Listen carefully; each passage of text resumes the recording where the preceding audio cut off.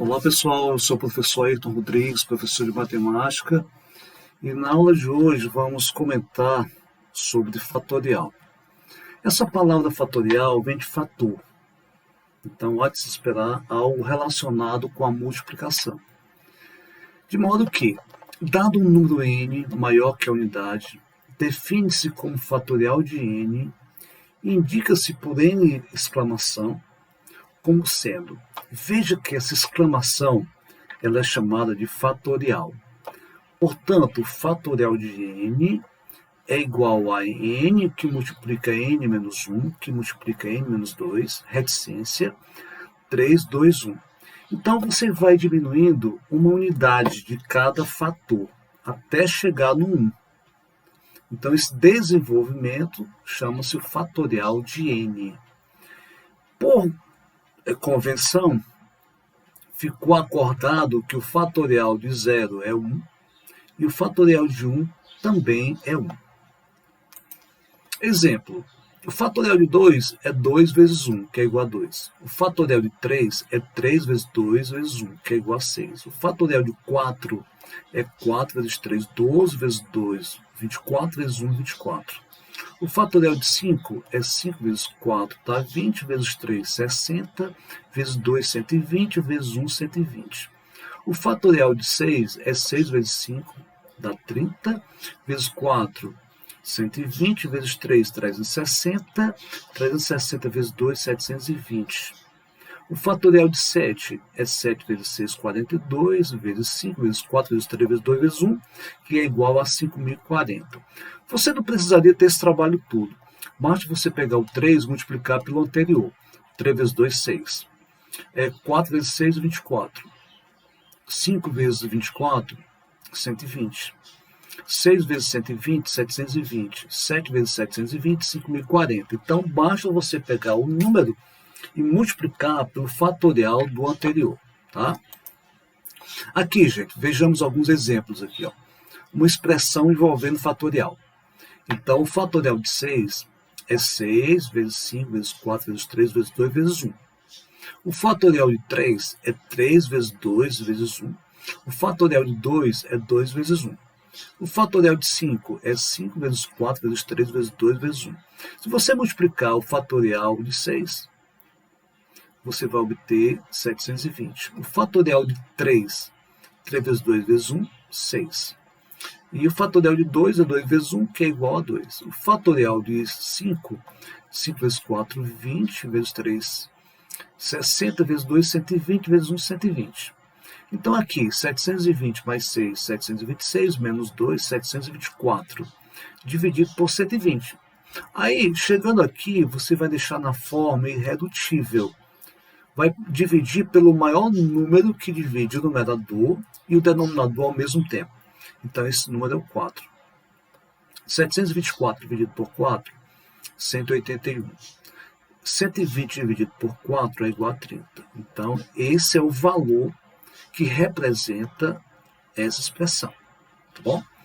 Pode ser literal? Pode, gente. Pode ser literal, quando envolve números e letras. Tá? Aqui, por exemplo, aqui nós vamos desenvolver o maior até encontrarmos o imediatamente menor. Aí fica o fatorial de n, diminuindo o fatorial de n menos 1, cancela o fatorial de n menos 1 com o fatorial de n menos 1, tá? Observe o seguinte, que você vai desenvolver o maior até encontrar o imediatamente menor. Então, você vai desenvolver aqui o n, porque é maior do que o fatorial de n menos 1. Então, você sempre vai desenvolver o maior até encontrar o imediatamente menor. Então, começa com n, aí vai diminuindo, n menos 1. Já encontrou o imediatamente menor. Aí cancela, obteve o n. Tá bom, gente? Ok. Análise combinatória. Análise combinatória é a parte da matemática que estuda o número de possibilidades de ocorrência de um determinado acontecimento. Então, essa é a parte da matemática que descobre o total de possibilidade de acontecer algo. como, por exemplo, como se forma uma fila de um banco com 5 pessoas, quais são as possibilidades de uma corrida de Fórmula 1, você premiar os 3 primeiros colocados, tá? Você com 8 atletas que todos jogam no gol, quantos times de futebol de salão você pode formar? Então, são problemas desse tipo que nós vamos tentar resolver, tá bom? Princípio fundamental da contagem. Determina o número de possibilidades de um acontecimento sem precisar descrever todas as possibilidades. Então, você pode fazer a árvore das possibilidades, mas se torna muito cansativo, muito desgastante. Então, para evitar você construir a árvore num problema de contagem, você usa o princípio fundamental da contagem, também conhecido como PFC. P de princípio, F de fundamental, C de contagem. Ou ainda, você pode chamá-lo de princípio multiplicativo, tá? O princípio fundamental da contagem, o PFC, também é conhecido como princípio multiplicativo, tá bom? Por que multiplicativo? Porque o resultado ele é obtido por meio de uma multiplicação, certo? Vejamos alguns exemplos. Numa cidade, os números de telefones têm 7 algarismos e não podem começar por 0. Então, nós sabemos que o total de números indo-arábicos são 10. Tá? E não pode começar com 0, então já ficam 9. Os 3 primeiros números constituem o prefixo. Sabemos que todas as farmácias, os 4 últimos dígitos são 0, 0, 0 e 0, e o prefixo não tem dígitos repetidos. Determine o número de telefones que podem ser instalados nas farmácias. Então, são 7 algarismos, gente. Os 3 primeiros constituem o prefixo. Aqui, ó, os 3 primeiros. Perdoe-me. Os 3 primeiros aqui, ó. Os 3 primeiros constituem o prefixo, né? Tá aqui, os 3 primeiros constituem o prefixo.